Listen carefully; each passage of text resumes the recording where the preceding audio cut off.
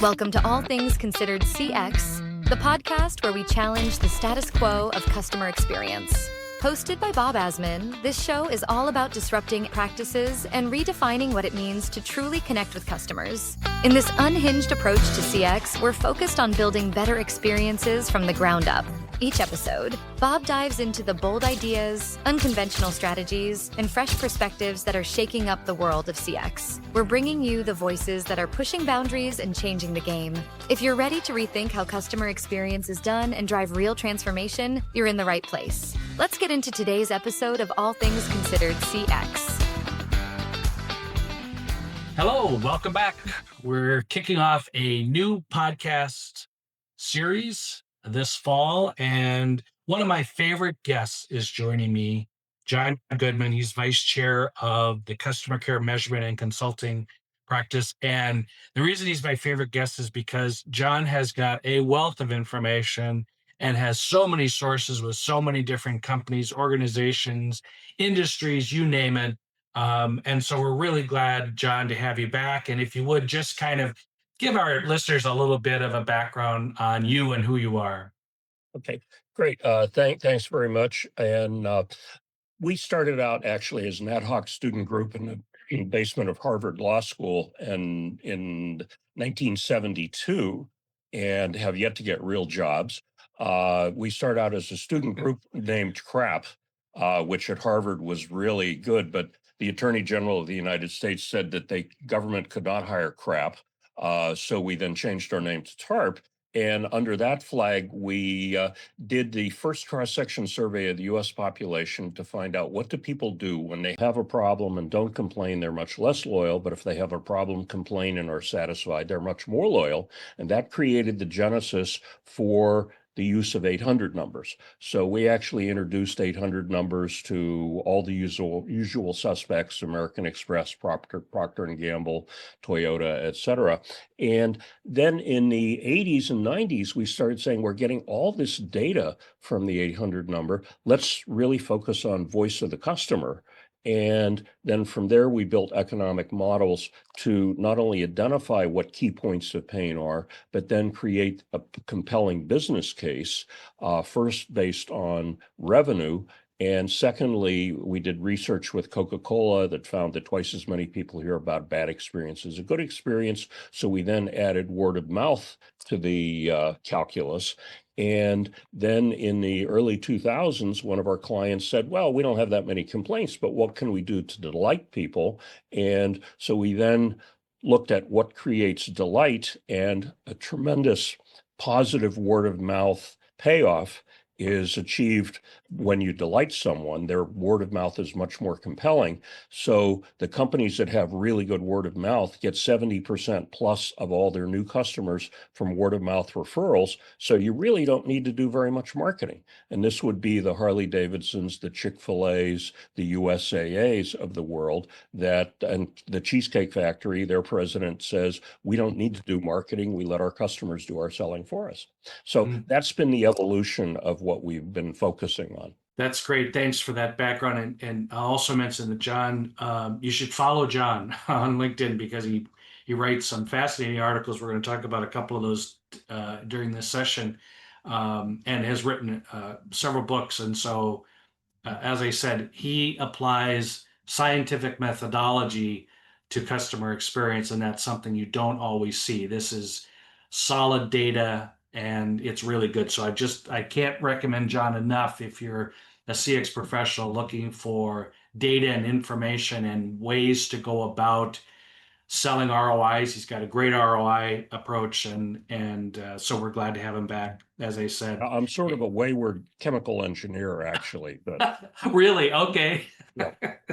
yeah. So speaking of chemicals, what a great lead-in, John. So one of the things that John and I were talking about is what's kind of really top of mind these days, and that is certainly with new product introductions and improvements to products based on regulatory changes. The removing of the color in foods and so forth. So John's done some fascinating research on this and study. And John, I'll just let you jump into it, what you're seeing and hearing. Well, was interesting. I was actually at a major CPG company yesterday, and the thing that the 50 quality people I was working with were most concerned about was the fact that they're now being required by the FDA to take all the colorings, the non-natural colorings out of the products. And that is going to create a huge set of problems in terms of reformulation of the product. And I've already run into this with another company where they make pet products, but they've gone to all natural. And in the process of doing that, the product now has color variation, depending on exactly where the grain comes from, et cetera, et cetera. And they are now finding that consumers have been trained to expect everything to look exactly the same all the time. And so now if my Beggin strip is has a slightly different hue or a little bit of green in it, well, there must be something wrong. So now explaining to the consumer that this is natural variation is going to become a very significant issue. And any change in products drives consumers crazy.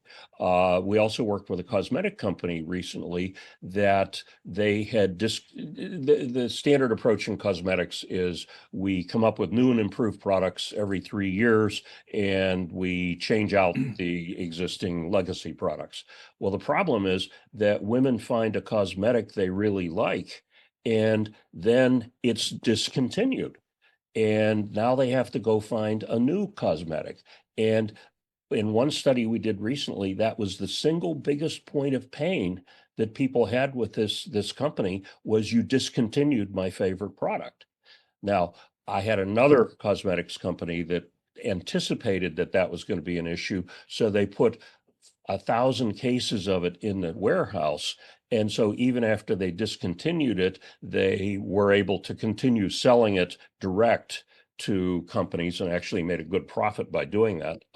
But most marketing people say you're going to lose your marketing advantage if you telegraph that you're going to change your product. But in fact, the change in products and the introduction of new products are one of the biggest areas of friction in dealing with consumers. Mm-hmm.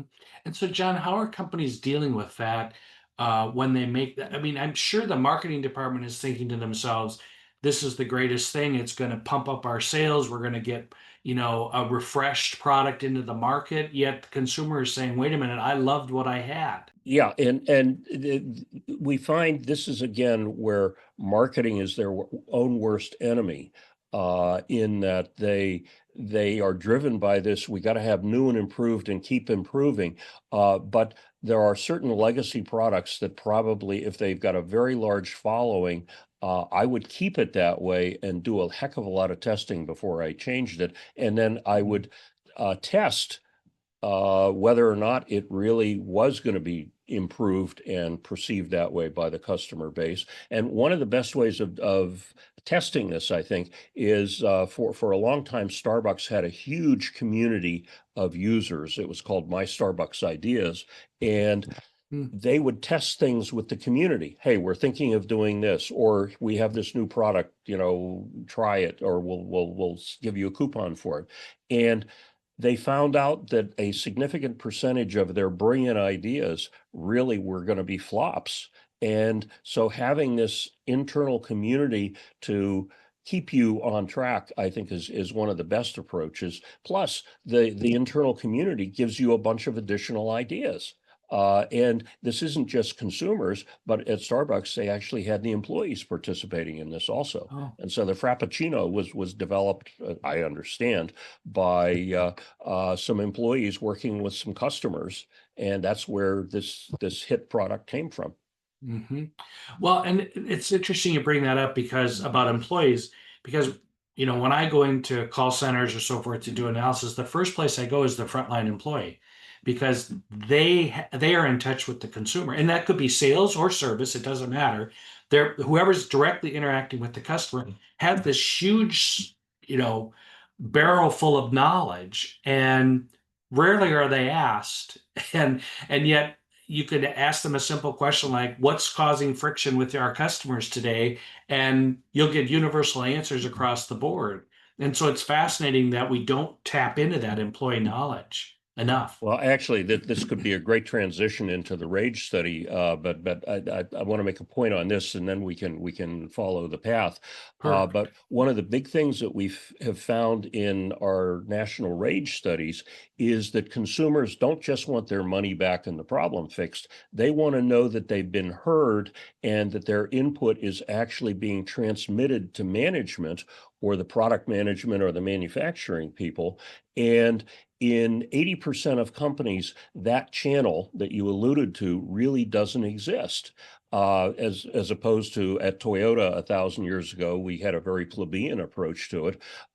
We had a email box that any frontline rep, if they participated in a fiasco, could say, here's the case number, here's what happened, and they could forward that to the root cause analyst, who would then pass it up the, do the analysis, identify patterns, and then pass it up the line. So we find that that frontline wealth of knowledge is seldom really tapped.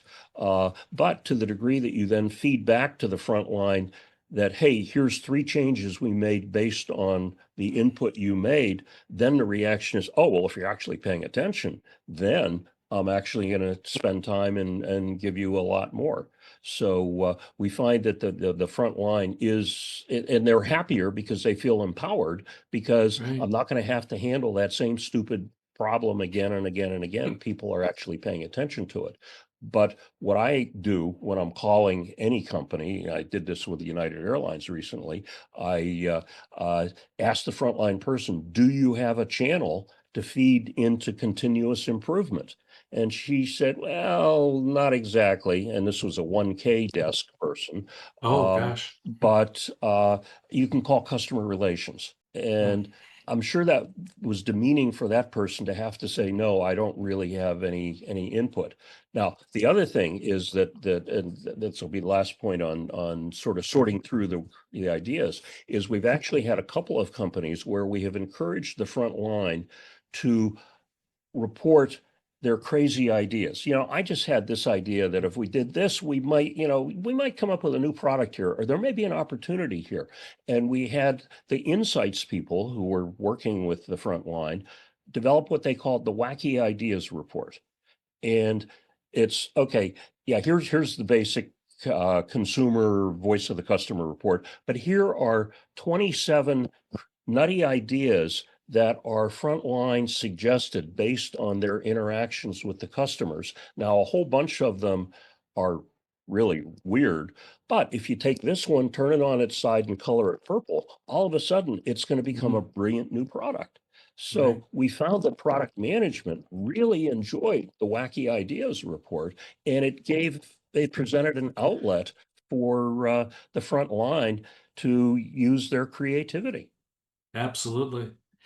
That's a really novel idea. I wish more companies would employ it. And also, I'm on a soapbox about uh, technology breaks. Okay, we love it, we need it, but when it breaks, it's difficult for us. Well, how many times do you call a company and the interactive voice response unit isn't working, or you press one and you end up somewhere else, and all this? And I'll say to an agent, your system isn't working. It's not getting me to the right place, or it's disconnecting me. And they'll say, oh, okay, I'll pass it along. Week goes by, 2 weeks go by, I call back, the same thing's happening. So you kind of go, that to your point, is that's how we have to empower employees, is to be able to say our technology is not working. We're getting complaints. Well, and in fact, how bad it is I recently did a LinkedIn post on three situations I participated in where I had a retail interaction that wasn't going all that fantastically, and I asked to speak to the district manager. And in one situation in Starbucks, the frontline person said, and in fact, it was a positive example. I said, hey, you just really handled that little old lady fantastically well. I'd love to tell your district manager. And he said, oh, his business card is over by the cream.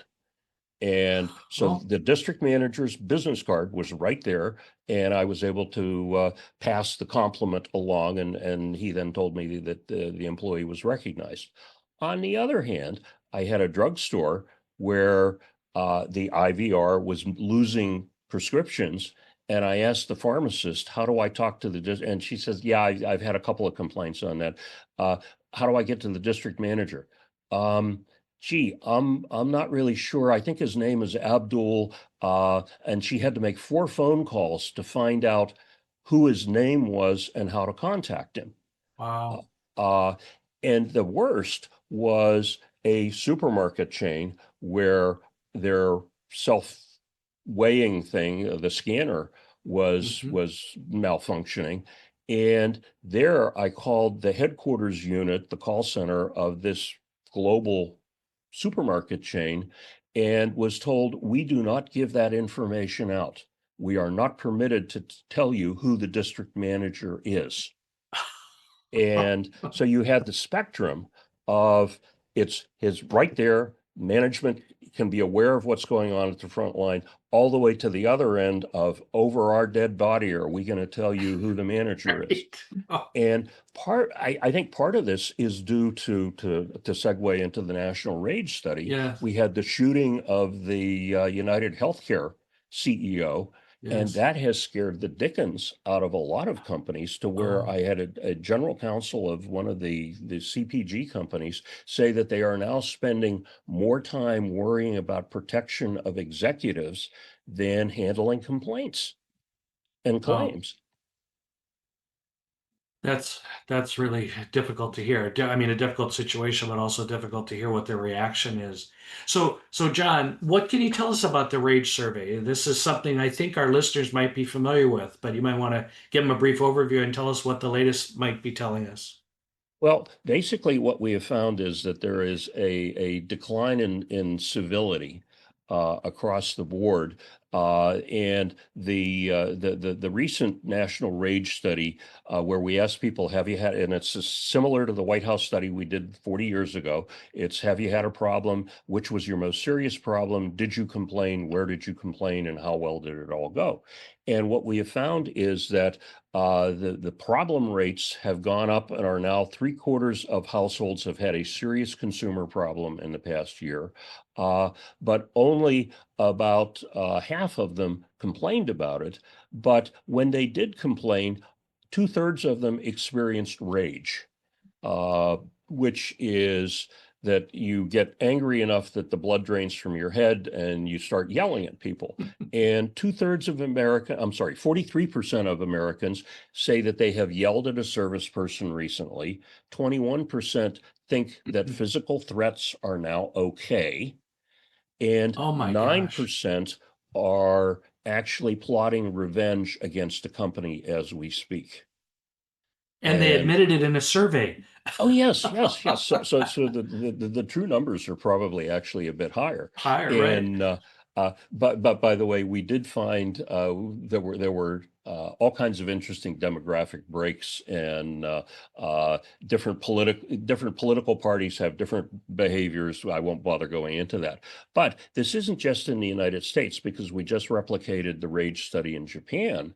And we are finding that the Japanese are now starting, while they're very controlled, they are starting to experience rage also. And it's to the point where the Japanese government has passed a law requiring employees to protect, I'm sorry, requiring companies to protect their employees against raging customers. And this comes from Oh, the fact that there have been several cases recently of customers forcing employees to get on their hands and knees and beg for forgiveness, oh and my gosh. which is pretty outrageous, I think.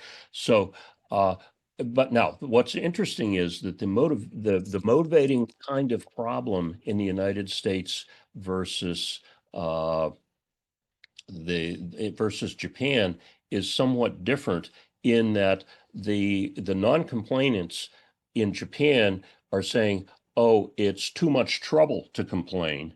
While in the United States, people are cynical and say, well, even if I complain, nothing's going to be done. Mm-hmm. And it's a very big dichotomy. We are also finding that Japan is a bit behind us in terms of using digital, but they've now shifted to digital. In the United States, 3/4 of all complaints are now filed digitally. Wow. But what is also interesting is that digital complaints are actually being better handled in the United States than telephone and face-to-face complaints. The least successful in terms of creating customer satisfaction and delight are face-to-face, like in a retail environment. The middle is telephone, and the most successful are digital, which is exactly the opposite of what I would have expected. Right. I would agree. Is But that part of generational? Is that, the that's an interesting, to be honest, I don't have an answer, but I think the one you just suggested is potentially part of it, is that people, it's awkward dealing with someone on the phone or face to face. And my 40-year-old daughter doesn't like to call people. She'll send an email or a text. Right. So it could be the fact that the generations are now more comfortable dealing digitally. Plus, what we're finding is that you can program good language digitally to exude enthusiasm and empathy and everything. And this is where AI is actually starting to be rather effective.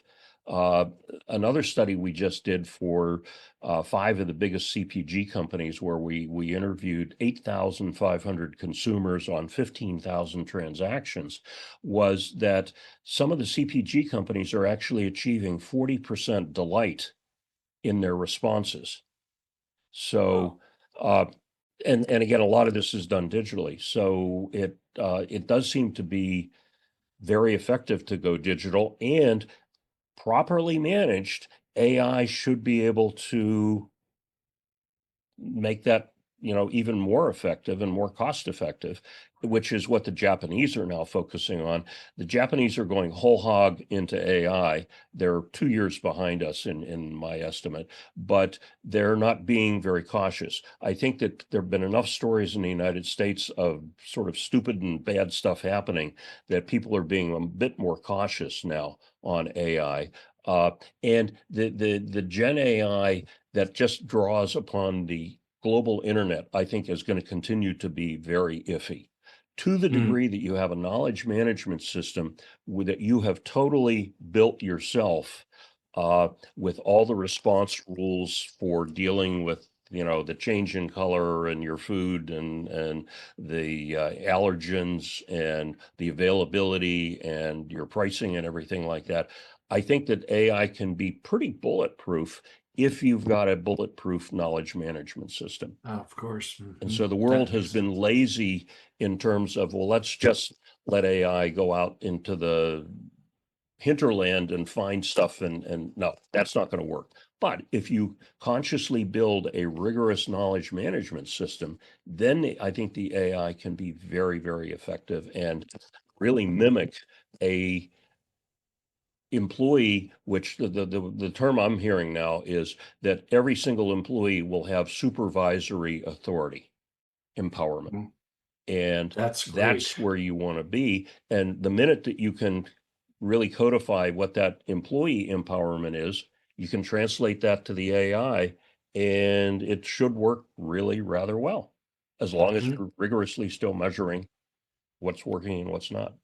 That makes total sense, and it's encouraging. My frustration with AI, having been 30 years in the contact center industry, our first inclination is how can it cut costs, as opposed to how can I use this to enhance customer loyalty, to retain more customers, to solve problems quickly, to empower our frontline employees. It's always about, how many calls can I get to go to AI so I don't have to deal with them and I can reduce my labor and cut my costs. It just is very frustrating because it's got such potential that you just outlined.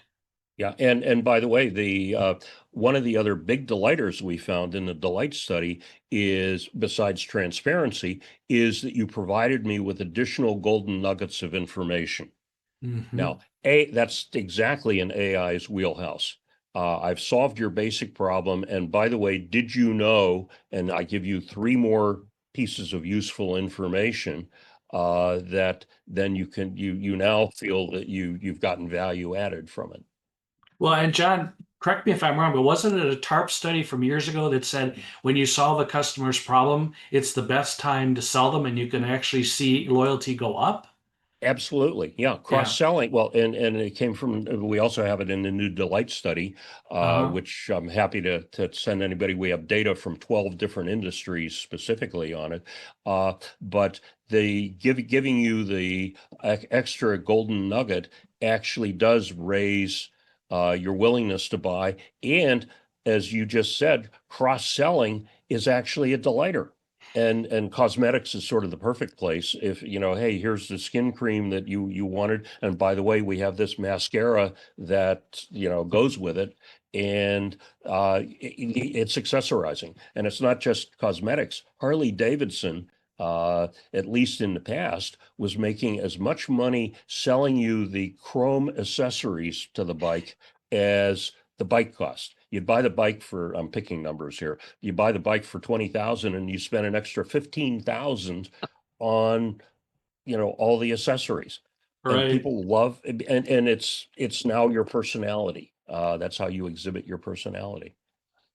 The just one other comment before we move on to our next topic, but the funny part about that loyalty survey about when you solve a customer's problem is I was presenting that one of the TARP studies to a group of executives, and I said, now what can you conclude from this, that when we solve customer problems, retention goes up, loyalty goes up, we can cross sell. And somebody raised their hand and said, we should cause more problems. And I said, no, that is not the conclusion you should be I making. actually had that at a delivery company where they said, gee, maybe we should create a small problem for every customer so we can then dazzle them with our Delight them. response and cross sell. Yeah, not necessarily a good idea. No, not a good idea. Oh, that's great. John, before I let you go, there's one more topic I'd like to talk about because you just wrote an article on this, and it's around managing BPOs. And I'd love for you to give our listeners a synopsis of that article and some of what you talked about in that article. Yeah, it's basically goes back to the voice of the customer process.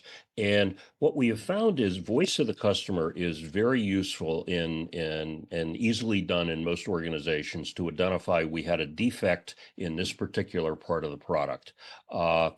Or the customer wasn't well educated on this. But what we find is that to the degree that marketing has incorrectly set the expectation, or for instance, in an insurance product, I always ask people, have you read your homeowner's insurance policy cover to cover?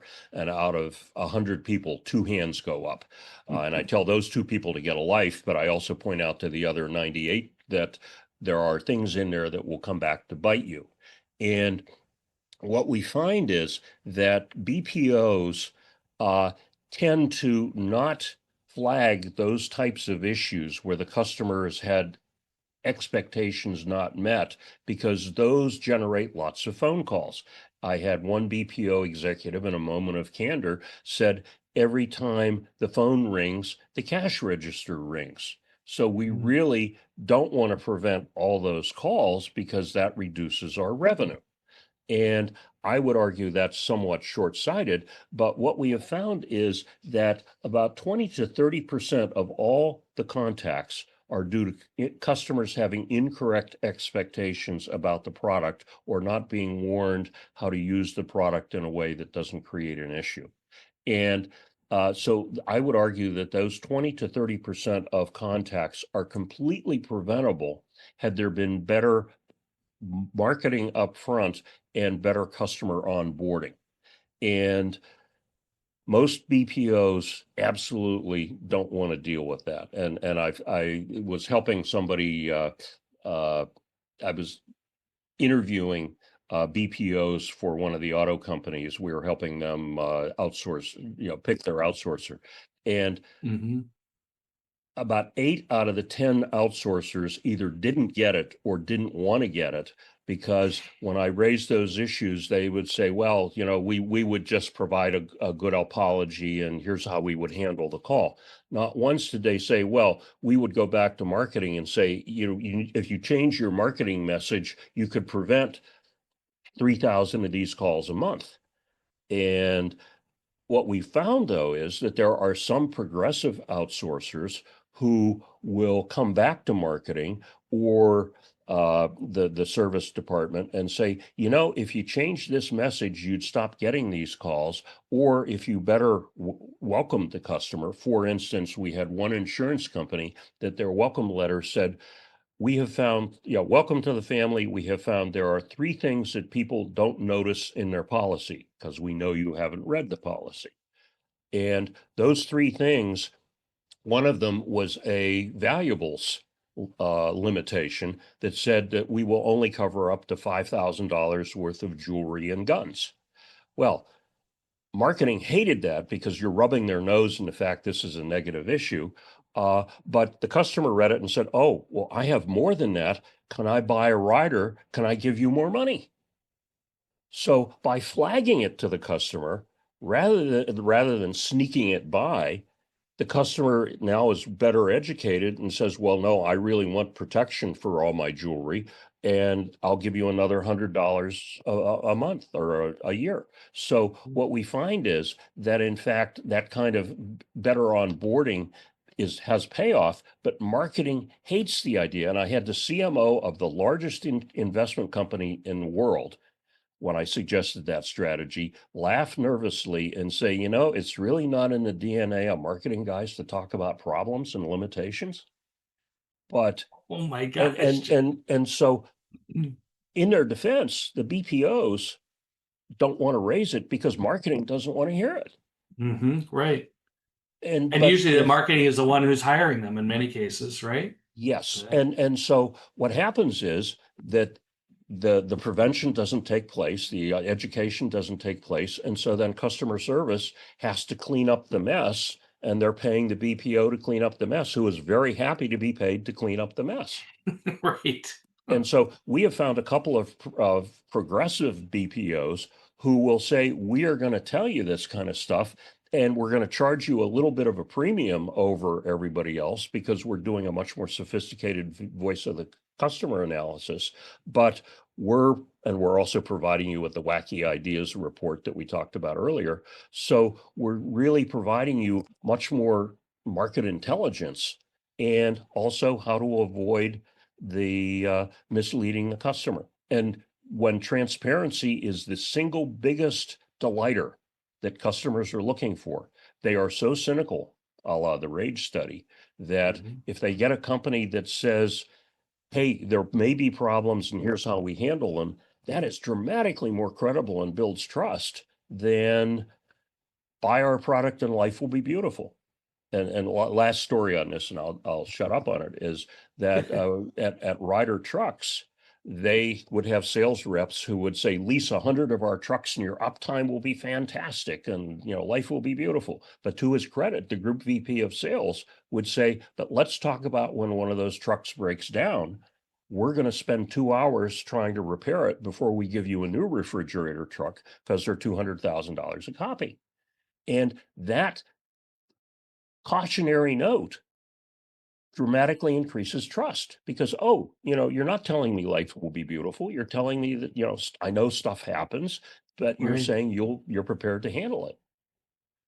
Amazing research and information. And listeners, if you want to learn more, John has this article posted on LinkedIn. And again, you need to follow him on LinkedIn. John, what's your website as well that you want to share? It's customercaremc.com. And the latest book, which has been updated with the latest Rage and AI data, is Customer Experience 3.0, second edition. And I've actually brought in a guy under 40 to help with all the technology. He does global streaming, and Peter North is my co-author on it. So we have updated it with a lot of the latest technology. And by the way, listeners, I'll also put a plug in for John's revenue at risk model. It's one of the best models I've seen to demonstrate the ROI of investment in service and experience. And the hot topic right now in the customer experience world is, how do I do an ROI? Well, John did this. John, it's got to be 10, 15 years ago, maybe, right? Try 25 of them, somebody say. 25. But by the way, the one other interesting thing that we actually have a LinkedIn post on also is that we just did an analysis of investing money in complaint handling versus investing money in 2 or 3 analysts to do the preventive analysis for voice of the customer. And what we have been able to demonstrate is that the same kind of money invested in analysis gives you 17 times the ROI of investing more money in straight customer service. So it's much more intelligent to prevent issues from taking place, because you don't just solve the problems for the people who complain, you solve and prevent the problems for all those people who wouldn't complain but still are having the problem. So prevention has, I say, normally 10 to 20 times the revenue implications of problem handling. And again, it just fascinates me that, the CX professionals, and I'm putting myself in this bucket too, is believe that, this whole ROI trend is something new, and yet John's got a model that has withstood the time and is relevant today, as he just talked about, and it's something that is scientifically backed, and it's got the data and the analysis. I just can't.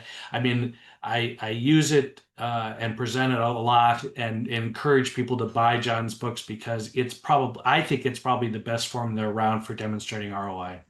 And there will not be a quiz. Right. There will not be a quiz.